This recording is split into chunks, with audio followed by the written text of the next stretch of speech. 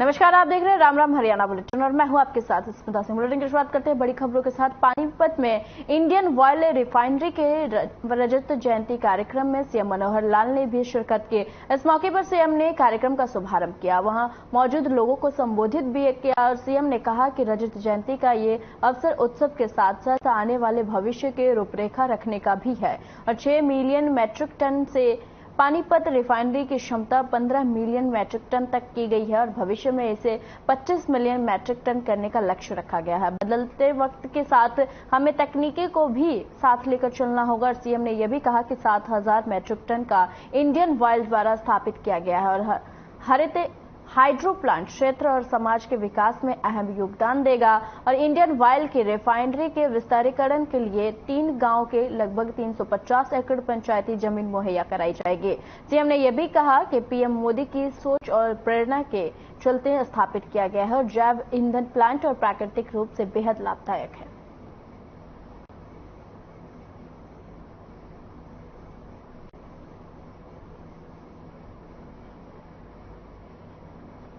पूरे प्रदेश में बारिश का कहर देखने को मिल रहा है और सबसे ज्यादा असर अंबाला में देखा गया है और अलग अलग दिशाओं से अंबाला में पानी आया है, जिसकी वजह से अंबाला पूरी तरह से जलमग्न हुआ है और अंबाला में बाढ़ के हालातों को लेकर वहीं सीएम मनोहर लाल ने जिले में अधिकारियों के साथ मीटिंग की है और साथ ही फैसला लिया गया है कि प्रभावित परिवारों को सहायता राशि दी जाएगी। साथ ही सीएम ने यह भी कहा है कि प्रभावितों को जरूरतमंदों को भोजन पहुंचाया जा रहा है।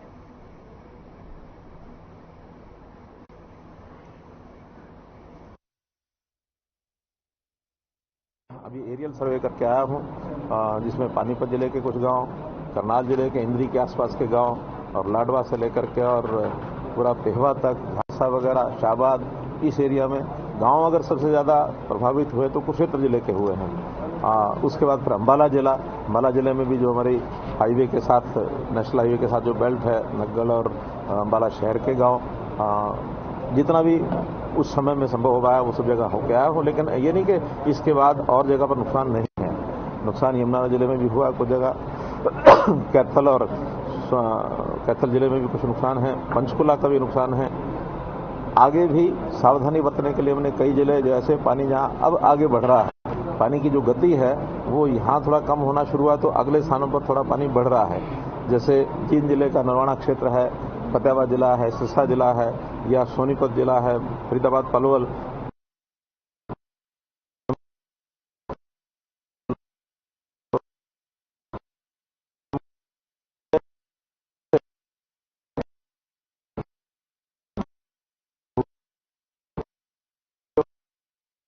जो पास के प्रदेश हैं, चाहे हमें हिमाचल प्रदेश से जो वहाँ वर्षा हुई, बादल फटा, वो पानी बहाव उसका आया तो उसका नुकसान हुआ है। उत्तराखंड का भी जो पानी है वो भी यमुना के माध्यम से काफ़ी लेवल यमुना का ऊंचा हो गया था।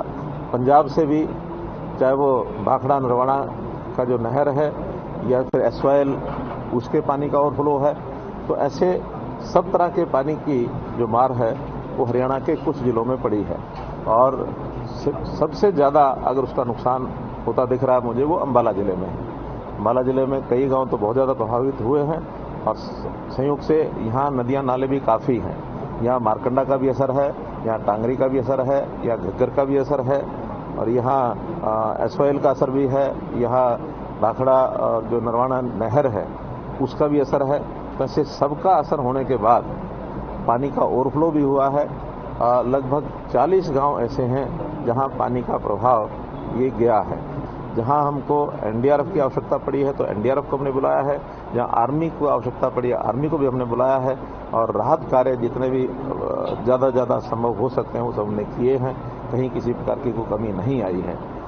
जहां तक राहत का विषय है तो जो लाइफ लॉस हुआ है अभी तक 10 के लगभग ही हमको जानकारियां मिली हैं, लेकिन ये बढ़ भी सकती हैं क्योंकि अभी सब जगह की जानकारी नहीं मिली है। 2 लोग तो ऐसे हैं जो अभी उनको हम कह नहीं सकते कि क्या उनकी स्थिति है क्योंकि वो लापता हैं। एक के बारे में पता लगा कि वो नहर के अंदर उसको एक प्रकार से गिर गया और वो बाद में मिला नहीं है। तो वो सारी जानकारियां मिलेंगी और इसी प्रकार से पशुओं का भी काफ़ी नुकसान हुआ है, जो पशु भी मरे हैं। मकानों का एक प्रकार से नुकसान ये भी असेसमेंट होगी। डिप्टी कमिश्नर्स को हमने हिदायत कर दी है कि सब जगह के जो लॉस है, चाहे लाइफ लॉस है और चाहे अन्य किस प्रकार का नुकसान है, उसका असेसमेंट बहुत जल्दी वो कराना शुरू करेंगे, उसकी हमको जानकारी देंगे। जहां तक लाइफ लॉस का विषय है, हमने तय किया कि 4 लाख रुपए प्रति व्यक्ति उसको सहायता ये दी जाएगी।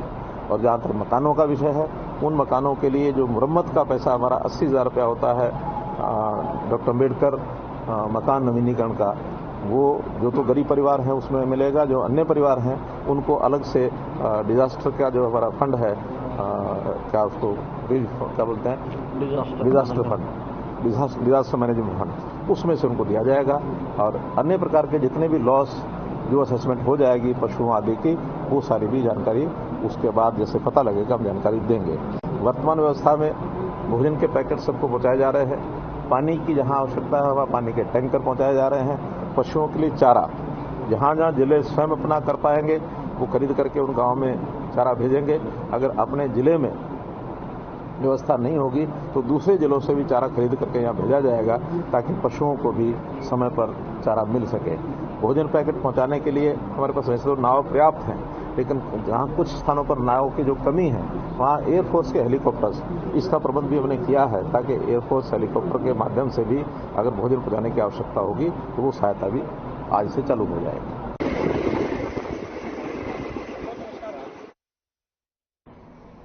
मुख्यमंत्री दुष्यंत चौटाला अंबाला पहुंचे। इस दौरान विधायक रामकरण काला भी उपस्थित रहे और डिप्टी सीएम ने कहा कि भारी बरसात के कारण प्रदेश के जिन लोगों का नुकसान हुआ है उसकी रिपोर्ट भेजने के उपायुक्तों के निर्देश दे दिए गए हैं और रिपोर्ट मिलते ही प्रभावित को नुकसान की भरपाई कर दी जाएगी। उन्होंने यह भी कहा कि केंद्र से भी राज्य आपदा राहत फंड में 216 करोड़ रुपए की धनराशि पहुंचाई गई है और जिससे लोगों को सुविधा मुहैया कराई जाएगी। बता दें कि उप मुख्यमंत्री ने बुधवार को अंबाला, कुरुक्षेत्र, करनाल और पानीपत जिलों में बाढ़ग्रस्त क्षेत्रों का दौरा करने के बाद मीडिया से बातचीत में ये जानकारी दी।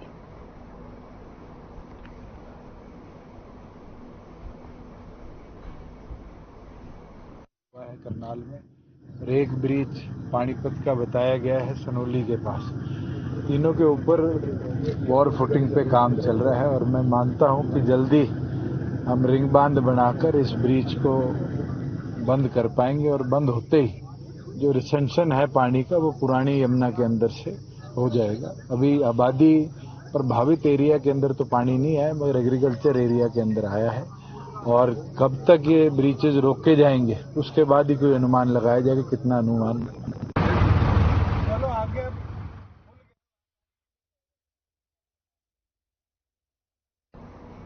खबर कुरुक्षेत्र से है, जहां पूर्व सीएम भूपेंद्र सिंह हुड्डा ने बाढ़ प्रभावित क्षेत्रों का दौरा किया और कुरुक्षेत्र समेत दूसरे जिलों में भी हुड्डा ने बाढ़ प्रभावित क्षेत्रों का जायजा लिया। दौरे के दौरान भूपेंद्र हुड्डा ट्रैक्टर पर बैठकर वहीं नरकात्री गांव पहुंचे और बता दें कि नहर टूटने से नरकात्री गांव में बाढ़ की स्थिति बनी हुई है और आसपास के इलाके और कई कॉलोनियों के घरों में भी पानी घुसा हुआ है। लोगों की परेशानियों को देखते हुए हुड्डा ने उन्हें सांत्वना दी और वहीं सरकार पर निशाना साधते हुए कहा कि जल निकासी के लिए युद्ध स्तर पर सरकार को काम करना चाहिए और किसान, व्यापारियों और जनता को उचित मुआवजा भी सरकार को देना चाहिए। साथ ही उन्होंने यह भी कहा कि कांग्रेस कार्यकर्ताओं से अपील करते हैं कि बाढ़ से प्रभावित इलाकों में मदद के लिए कांग्रेस कार्यकर्ता आगे आए।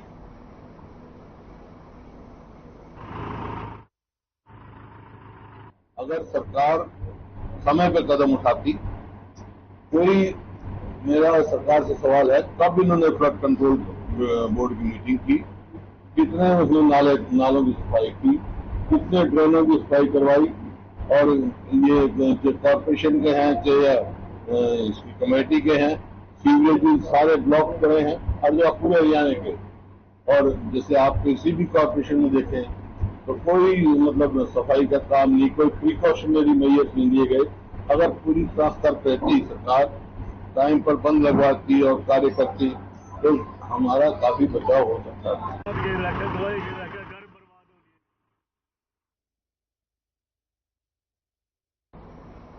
फिलहाल रुकते एक छोटे से ब्रेक के लिए, ब्रेक के बाद जल्द हाजिर होंगे बुलेटिन में।